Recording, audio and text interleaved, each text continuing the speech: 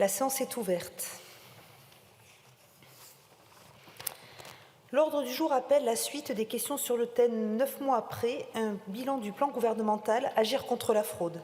Nous en venons aux questions du groupe écologiste NUPES. Nous commençons par Madame Arrigui.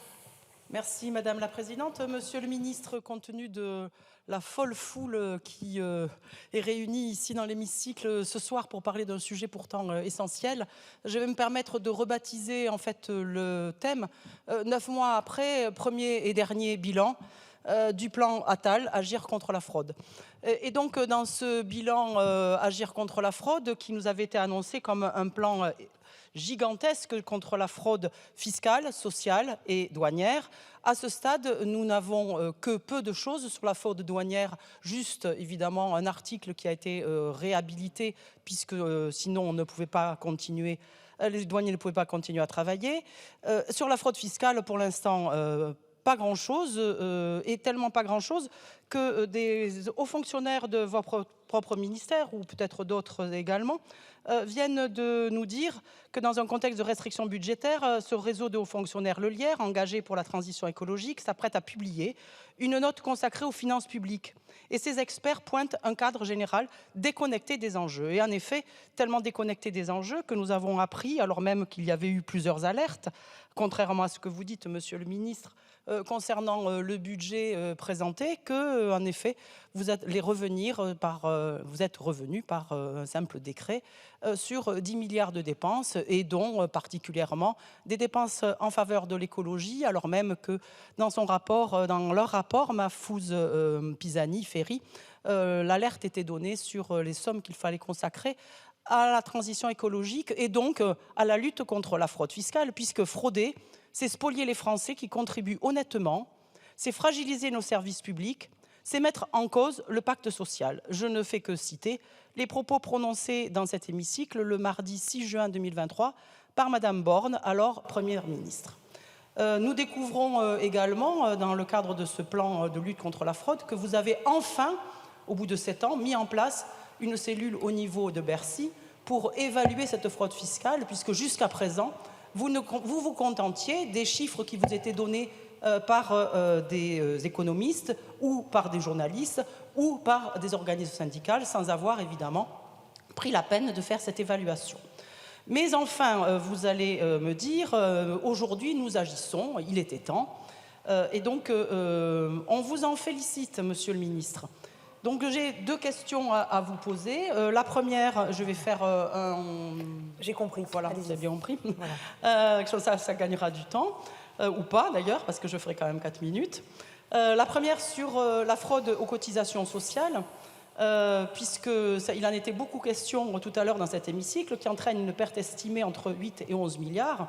Or, cette fraude aux cotisations sociales, et non pas à la carte vitale, cette fraude aux cotisations sociales est essentiellement due au résultat d'une absence de déclaration de travail salarié et de la dissimulation totale ou partielle d'activité.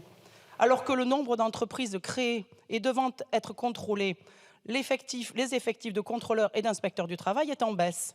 1952 en 2021 contre 2192 en 2009. Qu'avez-vous l'intention de faire pour lutter contre cette fraude qui est devenue massive dans les entreprises? Deuxième question, et sur ce sujet-là, également, ce sont des thèmes qui nous avaient été abordés, sur les cryptoactifs qui offrent un certain degré d'anonymat dans les transactions, bien que cela puisse varier en fonction de l'actif concerné. L'opacité relative qui les entoure peut permettre de contourner l'impôt. Et quelles sont donc les stratégies mises en place par le gouvernement pour améliorer la transparence des cryptoactifs et pour lutter contre la fraude qu'ils peuvent faciliter? Je vous remercie, Madame la Présidente. Je suis bien à 4 minutes. Je vous remercie, Madame. Monsieur le Ministre.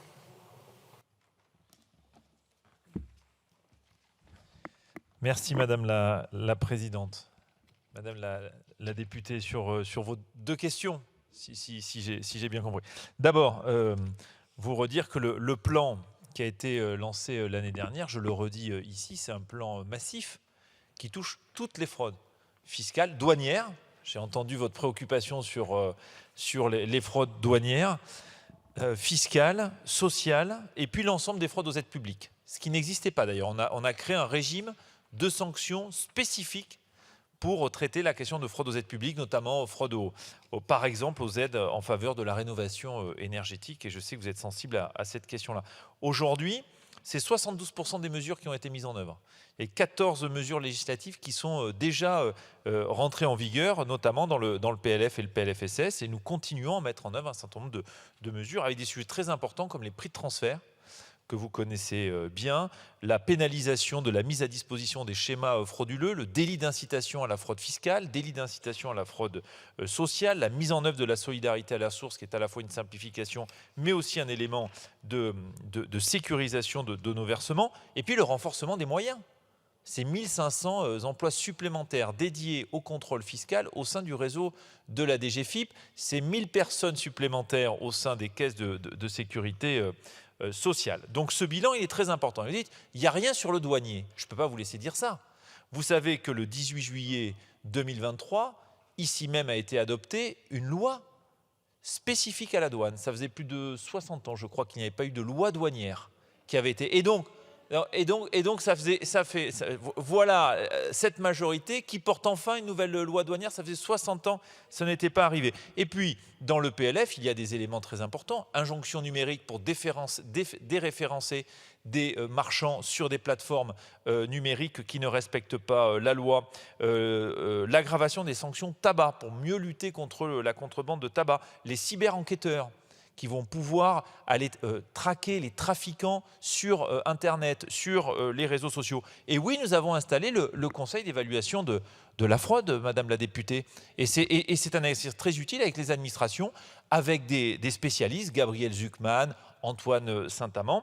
Et avant ça, on avait missionné la Cour des comptes sur l'évaluation de la fraude en 2019. Rappelez-vous, donc nous avons agi. Il reste naturellement encore beaucoup de choses à faire, mais nous avons là un arsenal extrêmement important pour resserrer les mailles du filet, parce que je vous rejoins, c'est un coup de canif à la cohésion sociale quand on n'est pas en mesure de garantir que celles et ceux qui doivent payer l'impôt le paient effectivement. Je vous remercie. La parole est à Monsieur Jean-Marc Tellier.